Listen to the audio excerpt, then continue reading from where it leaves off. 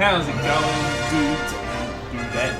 This is an intro I've never used before, but welcome back to Star Wars Galaxy of Heroes, and today comes the day of the final Phoenix Squadron event. That is right, we have here our little friend Art of Demolition Marquee event.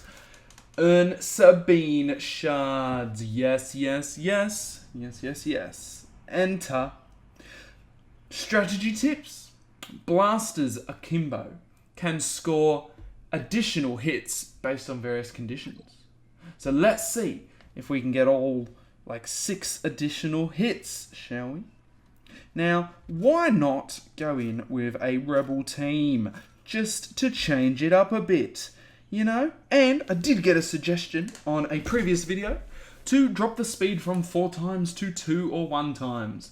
So we will try 2 times in this video, because I always forget to change it. Can't change it until I click this ability, apparently. Okay, so hits multiple times on debuffed targets with low turn meter.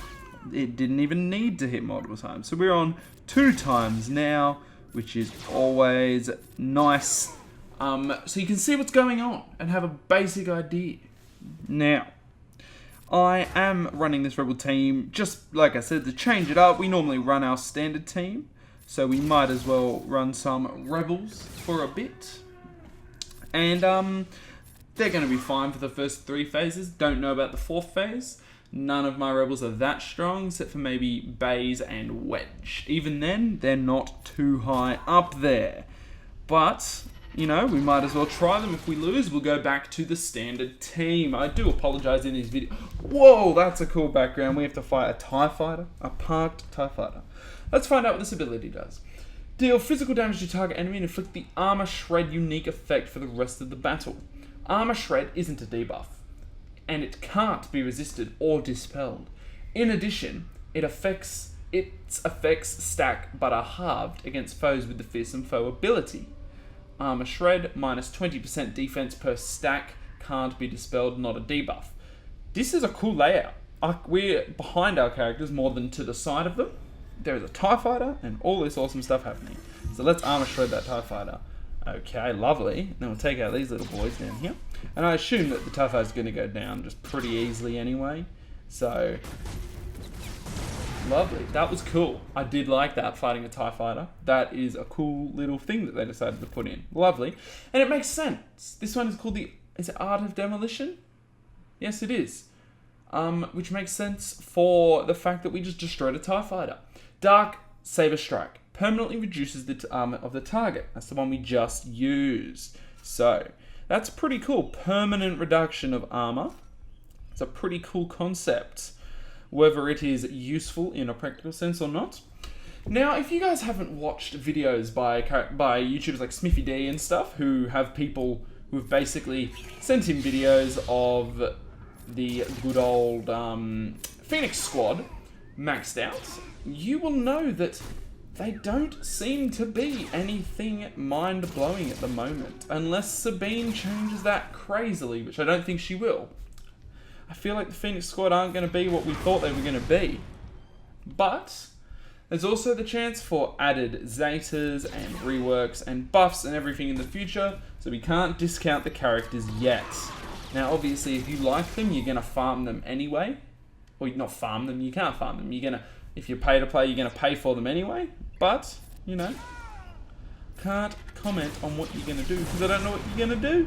I'm just talking a lot of garbage right now because we beat the 2nd phase. Lovely. Now, obviously it's on 2 times speed, so this video might be slightly longer. And I don't know if the last phase is going to be difficult. I didn't read that. Demolish applies expose and stagger to a target enemy. That is actually a really good combination. Expose does extra 20% damage, and stagger means if they are hit with the stagger debuff, it reduces their cooldown fully.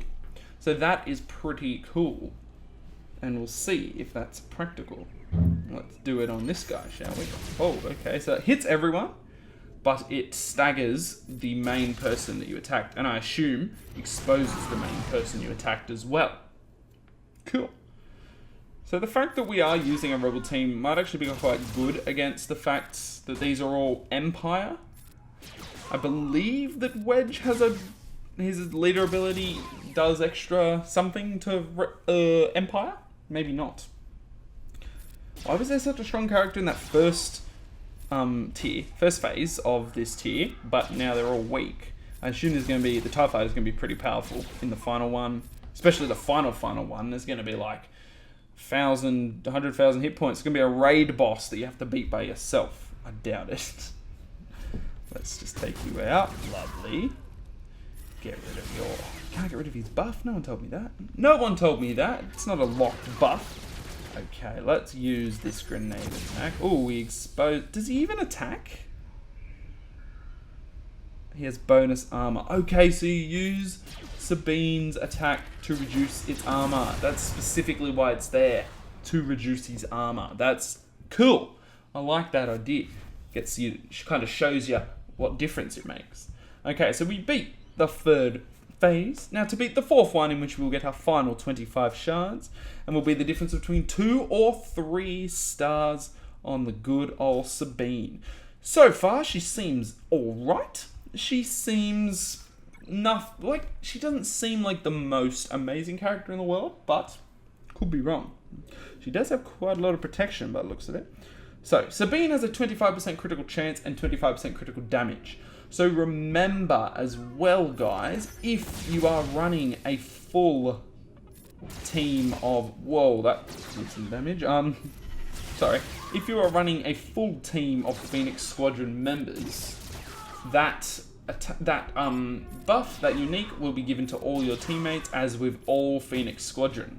So keep that in mind. Like I said, there is videos out there of maxed out Phoenix Squadron, and I'm sure there'll be some out with Sabine in it soon.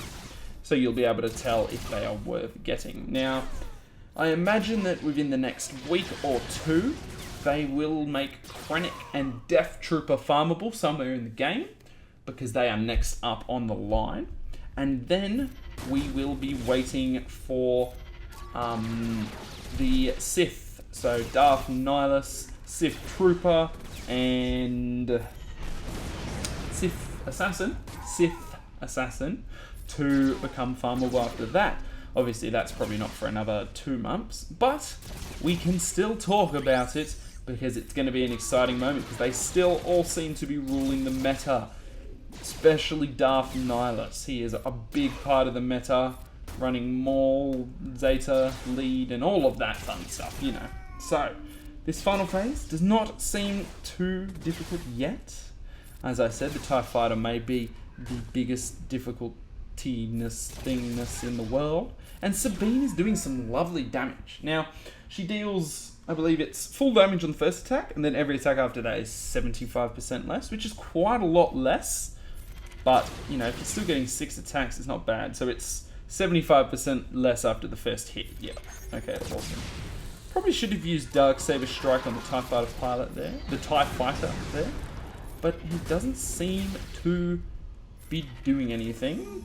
We will reduce that armor now, which should allow us to do more damage. Can't get rid of that buff, unfortunately, but that's okay. Sabine will get some sweet hits off there. Might as well go for some tenacity up while we're waiting to kill this thing. And he's Magonski. Yes. So that was the final phase. Relatively easy once again. Again, guys, I want to know, you out there who are lower levels, who are, you know, level 70, level 60 even, was that a difficult event? Was the final phase near impossible or impossible for you? Or was it incredibly easy? Because it might have been super easy for you. Again, depending on your team setup and just how difficult the event was. So let me know about that, guys. That is something I am super interested in knowing. So, we now have the full Phoenix Squadron team. If I come into here, you will see we have Kanan, Hera, Ezra, Garazeb, Zeb, Aurelios, Sabine Wren, and Chopper. So we have the full team set up right here. Let's promote Sabine while we're here, because every other character is promoted. There she is. I'm not going to level her up again. until I decide if I want to work on them. And once again, as per usual in the store, there is the Phoenix Squadron Bundle Sabine Wren, in which you can pay $15 or your regional equivalent, which is probably less because you don't live in Australia, and get 25 shards as well as a bunch of gear for her to probably get to like gear level 4 or something. Or the 1300 crystal pack, in which you can get 5 to 30 Sabine Wren shards and possibility of an Omega and the materials and stuff. So, whether you want her or not, that is where you will be getting her for now, until she is added into shipments and very far in the future into the farmable areas. Anyway, guys, I hope you enjoyed. Let me know if you got Sabine Wren and if it was a difficult event or not. Leave a like for more Star Wars Galaxy videos because I want to keep making them and hopefully you want to keep watching them. And guys, subscribe to never miss another video that I make. I'm on holidays for 2 weeks now, so hopefully I'll be making quite a bit more videos because I won't have to go to uni. And peace out.